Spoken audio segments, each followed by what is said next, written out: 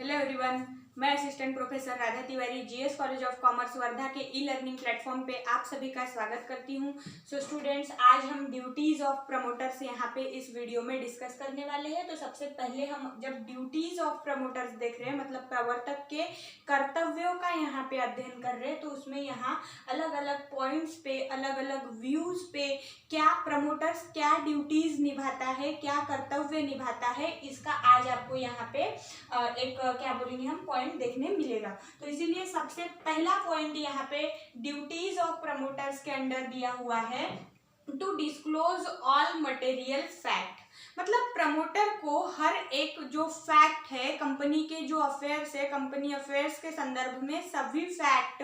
Disclose करना चाहिए। ऐसा कहा जाता है कि half disclosure is worse than none. मतलब कुछ न बताने से ज्यादा घातक है कि आधी जानकारी दी जाए। मतलब अगर आप कुछ नहीं बताते हो तो आप उतने ज्यादा दोषी नहीं हो, लेकिन आप अगर आधा सत्य बता रहे हो, आधा सच बता के लोगों को बरगला रहे हो, तो ये बहुत ज्यादा गलत बात मानी जाती है। इसीलिए ना आधा सच बताना है और ना पूरा सच छुपाना है, तो सभी बातें बता देनी है। इसीलिए to disclose all material facts, जो भी फैक्ट्स है वो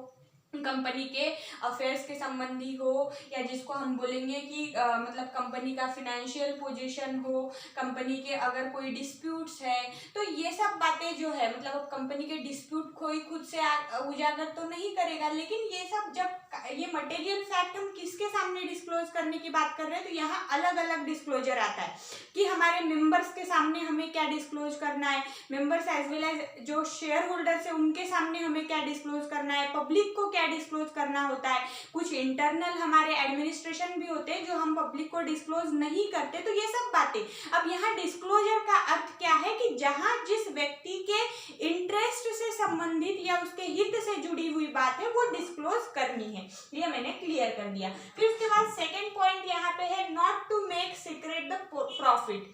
मतलब जब हम कंपनी के बिहाफ में एज ए प्रमोटर काम कर रहे हैं, तो ऐसे समय पे हमें हमारे जो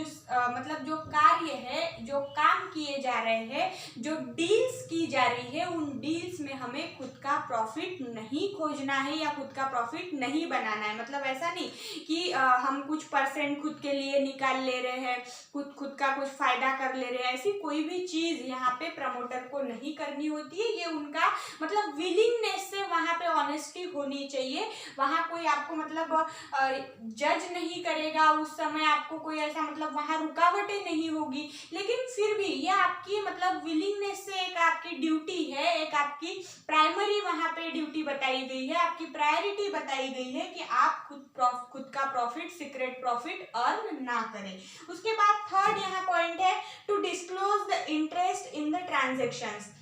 सबसे पहली बात तो आपको जो ट्रांजैक्शंस हो रहे हैं उन ट्रांजैक्शंस में खुद का इंटरेस्ट या खुद का हित नहीं ढूंढना है। मतलब सबसे मेन क्या है कि आप वहां पे निस्वार्थ भाव से काम करो, वहां पे बिना मतलब किसी एक खुद का जो हम स्वार्थ देखते हैं वो छोड़ के काम करना होता है। लेकिन ऐसे परिस्थिति में भी अगर आप कभी खुद का इंटरेस्ट वहां पे ले लेते हो, तो ऐसे परिस्थिति में आपको क्या करना है कि वो डिस्क्लोज करना है, वो बताना है कि मैंने ऐसा यहाँ पे मतलब इतना इंटरेस्ट मेरा इससे लिया हुआ है। तो इसीलिए यहाँ कहा गया है to disclose the interest in the transactions. अगर आप ट्रांजैक्शंस करते हो, अब ये ट्रांजैक्शंस कैसे हो सकते हैं, तो सेलिंग के कुछ ट्रांजैक्शंस हो सकते हैं, परचेसिंग के ट्रांजैक्शन हो सकते हैं, और इन ट्रांजैक्शन को कई सारी आपकी डील्स हो सकती है सेलिंग और परचेसिंग से रिलेटेड। तो इन डील्स में आपने आपका इंटरेस्ट नहीं फाइंड आउट करना है फर्स्टली, लेकिन फिर भी अगर आप कर लेते हो तो उसका डिस्क्लोजर आपको प्रोवाइड करना पड़ता है एज ए प्रमोटर, और ये आपकी ड्यूटी मानी गई है। उसके बाद है not to sell own property without informing, या हम जिसको बोलेंगे कि विदाउट एनी इंटीमेशन, खुद की प्रॉपर्टी कंपनी को सेल नहीं करनी है। मतलब यहाँ ये जो पॉइंट कहा गया है, ये नॉट टू सेल का ये क्या है कि आप खुद की प्रॉपर्टी किसी को भी नहीं बेच सकते। ऐसे तो कोई प्रमोटर ही नहीं बनेगा, क्योंकि वो तो फिर बंद जाएगा ना, खुद का कुछ बेच नहीं सकता, पैसे नहीं कमा सकता, ऐसा नहीं है। ये जो नॉट टू सेल पॉइंट है ये कंपनी के संदर्भ में है कि प्रमोटर को खुद की प्रॉपर्टी कंपनी को नहीं बेचनी चाहिए। और अब जब कंपनी को नहीं बेचनी चाहिए ऐसा कहा गया है, लेकिन अगर फिर भी बेच रहा है और अगर वहां पर जो मार्केट वैल्यू है, जो भी प्रॉपर्टी बेची गई है उसकी मार्केट वैल्यू से अगर ज्यादा प्राइस में बेच रहा है तो वो प्रमोटर को पहले ही बता देना चाहिए कि मैं ये यहाँ पे हाईएस्ट या थोड़ी इंक्रीजिंग वे में मैं यहाँ पे प्रॉफिट ले रहा हूँ या मैंने ज्यादा कीमत रखी है। और अगर ऐसा करता है वो, तो फिर वो कहीं ना कहीं यहाँ पे हम ये बोलेंगे कि जो उसकी ड्यूटीज है उससे थोड़ा अलग जाके काम कर रहा है, क्योंकि मतलब प्रॉफिट अर्न करना खुद के ही कंपनी में ये कहीं मतलब कहीं भी समझदारी की बात नहीं मानी जाती। इसलिए not to sell own property without informing, बिना इंटीमेशन के पहली बात तो प्रॉपर्टी सेल ना करे, और अगर ऐसी ज्यादा कीमत में करता है और वो बाद में अगर वो बात ध्यान में आती है तो ऐसे परिस्थिति में लॉस भी जो हुआ है वो लॉस कंपनी को, प्रमोटर को रिटर्न करना पड़ सकता है। ये भी इसमें एक प्रोविजन है। उसके बाद फिफ्थ पॉइंट है to make full disclosure of property bought. मतलब जो कंपनी के बिहाफ में प्रमोटर ने जो कुछ जैसे प्लांट्स अगर परचेस किए, खरीदे हैं, मशीनरीज खरीदी है या कोई डील की है जिसमें परचेसिंग डील हम जिसको बोलेंगे, तो ये जो भी परचेसिंग डील हुई है इन सभी परचेसिंग डील्स को यहाँ पे उन डील्स का डिस्क्लोजर प्रमोटर्स को देना पड़ता है। मतलब वो उसके बारे में पूरी जानकारी प्रमोटर्स ने यहाँ देनी चाहिए, प्रोवाइड करनी चाहिए कि क्या परचेस किया है। कभी कभी ऐसा होता है कि जो चीज़ परचेस कर मतलब कंपनी के मनी से या कंपनी के पैसों से वो चीज़ परचेस की जाती है, बट उसका अगर वो खुद प्रयोग कर रहा है कंपनी में, अगर उसका उपयोग नहीं कर रहा है, तो ऐसे इसमें कंपनी की जो चीज़ खरीदी गई है उसका कंपनी में उपयोग नहीं हो रहा है और उसका इसने डिस्क्लोजर भी नहीं दिया है, तो ये भी एक यहाँ पे जिसको हम बोलेंगे कि गुनाह माना जाता है, दोष माना जाता है। इसीलिए जो डिस्क्लोजर है प्रॉपर्टी खरीदने का वो प्रमोटर ने प्रोवाइड करना चाहिए और ये उसकी ड्यूटी मानी गई है। उसके बाद का 6th नंबर का पॉइंट है not to make unfair use of his position. मतलब जो प्रमोटर की पोजीशन है या जो प्रमोटर का जो औहदा है जिसको हम बोलते हैं, वो औहदे का उसने गलत वापर नहीं करना चाहिए। मतलब जो हमारे पास पोजीशन है, अगर हम मतलब जब चाहे किसी को भी कुछ भी काम करने के लिए कह दिया, या काम करने से ज़्यादा यहाँ पे फ्रॉड से संबंध में ये बात कही गई है कि जो पोजीशन है उसका गलत प्रयोग नहीं करना चाहिए, नहीं तो लिफ्टिंग ऑफ कॉर्पोरेट विल जैसी बातें फिर कंपनी को फेस करना पड़ती है, क्योंकि उस समय नाम कंपनी का खराब होता है, लेकिन कंपनी के नाम के अंतर्गत कंपनी की जो मैनेजिंग अथॉरिटीज है, कंपनी की जो एडमिनिस्ट्रेटिंग अथॉरिटीज है, वो मैनेजिंग अथॉरिटीज या एडमिनिस्ट्रेटिंग अथॉरिटीज के द्वारा वो गलत काम किया जाता है और उस गलत काम के लिए पर्टिकुलर कंपनी को दोषी माना जाता है। लेकिन बाद में उस किए गए जो भी काम पे से जब पर्दा हटाया जाता है, जिसको हम लिफ्टिंग ऑफ कॉर्पोरेट विल कहते हैं, तो ऐसी सब प्रक्रियाओं से फिर कंपनी को आगे जाना पड़ता है, उन लोगों को आगे जाना पड़ता है। इसीलिए जो खुद की पोजीशन है एज ए प्रमोटर, जो हमें पोजीशन मिली है उसका गलत वापर नहीं करना चाहिए, उसका गलत प्रयोग नहीं करना चाहिए। उसके बाद 7th पॉइंट दिया हुआ है not to accept appointment as a independent director. अगर आप किसी कंपनी के प्रमोटर हो तो एज ए प्रमोटर आप वहां पे वर्क कर रहे हो, उसके बाद भी अगर आप मतलब किसी उस कंपनी से जो जिस कंपनी के आप प्रमोटर हो उस कंपनी से जुड़ी हुई कोई उसकी सब्सिडरी कंपनी है या